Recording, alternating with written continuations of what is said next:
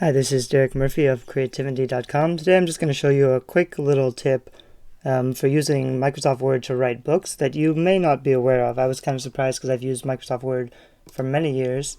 I tried the other programs for writing books that a lot of people recommend, and a feature that a lot of other people like from other programs is that you can drag and drop sections of your book around, so it's really good for organization. I was using Google Docs for a long time because in Google Docs I know that all my work is going to be updated and safe, but I was really having trouble finalizing this novel because if I need to move sections around or reorganize, it gets really tricky.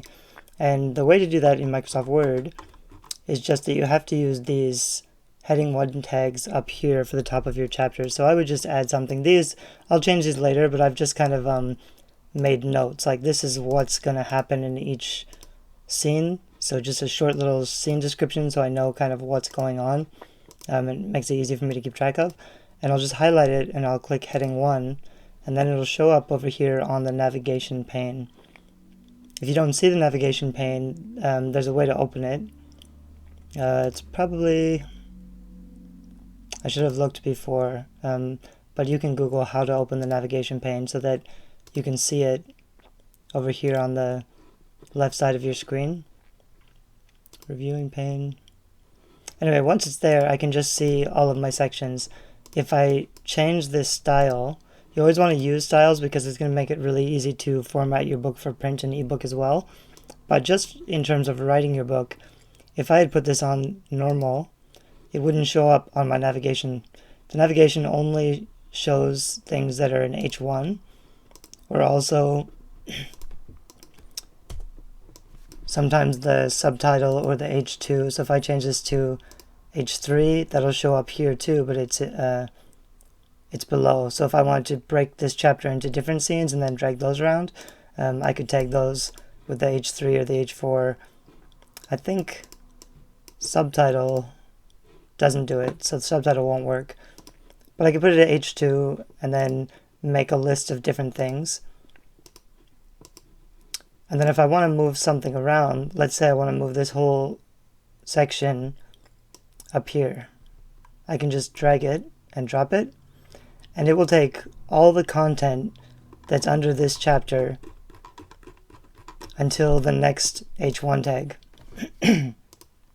So that's a really easy way to use Microsoft Word and to reorganize your content or move it around. And that makes it really easy. A lot of people use Scrivener because it can do this, but you don't have to use Scrivener because this same feature is in Microsoft Word. The other thing people talk about with Scrivener is that it's really easy to export as an epub because you can save as an epub. That's fine, it works, but if you set up your Word document the right way, you can just go to an automatic ebook converter. I actually have a few, let's see, Publish Express, I think is where I'm putting them. I've got a ebook conversion tool where you can just drop in your Word document and it will give you a perfectly ready to use ebook and Mobi file that you can use to distribute your book. So using Scrivener, it has some benefits in that you can fit in a lot of extra content, like all your notes. For me, when I'm writing, I just put all my notes at the very front or at the very back. And that's kind of where I'll put stuff that I don't really know what to do with yet, or I'm just making comments. You can also, when you're going through, if you want to just make a comment, and that's kind of like the sticky notes that you would use in Scrivener. So Scrivener is great if you get used to the process of using it and the learning curve. Some people adore it. It can be really great. For me personally, I prefer Word still just because I'm more used to it and it's simpler. There's not so many other things going on. Maybe not so much in like the very early stages. Scrivener might be really helpful to organize your research and your content to put things together. But I'm finding as I'm preparing a novel for like I've done the rough draft, I have the notes, and now I'm just going through and polishing it up and getting it ready for publication.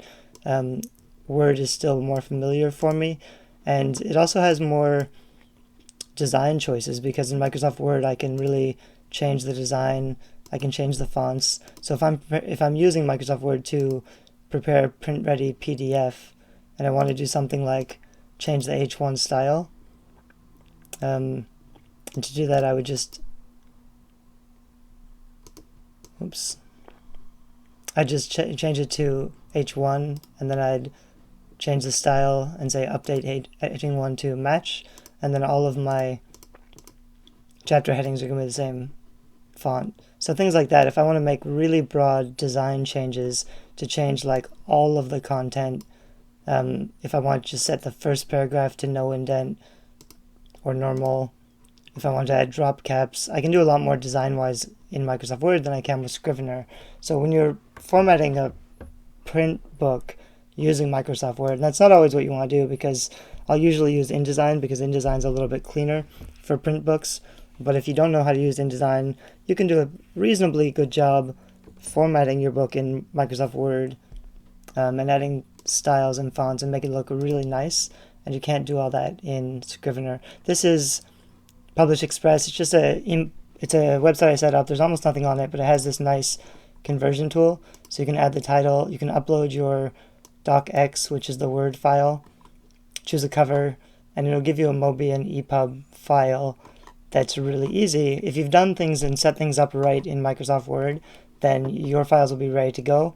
And if you need to fix anything, you can just go back to your Word file and make the changes you want to make, and then just upload it here again, and you'll make 2 new files. That's a pretty easy way. People talk about how they don't like having 3 different files, which would be Word and then EPUB and Mobi, because it's, you don't want to go back through and edit all those files, but you can't really edit a Mobi file anyway. You're really just editing an EPUB file, and you don't have to do that because you could just keep editing your main Word document and then converting it again and seeing how it looks. And if it doesn't look right, you just go back to the Word. If you do everything right in Word. The other website I have is DIYbookformats.com, and on DIY Book Formats I have a whole bunch of training videos about how to set up your Word document so that it looks really good for print, but is also really easy to convert to a EPUB or Mobi file for ebook.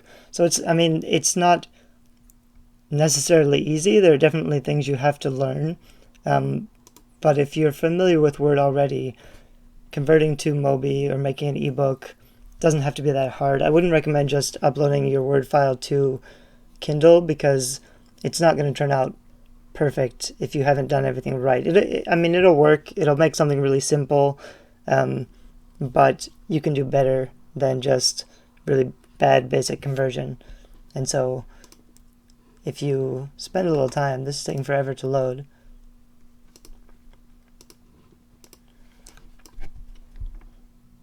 Which is weird.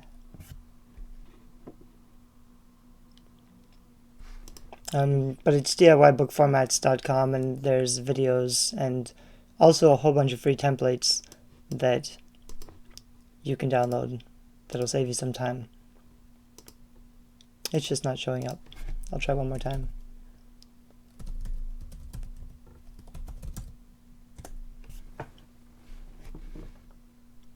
My main site is creativity, and I talk a lot about all this stuff, publishing, and mostly making money online. So if you want to check out that site or any others. So weird. Seems like it's not loading right now, but I'll add the link in the description so that you can go there and check out the site and the videos yourself. Okay, thanks. Bye-bye.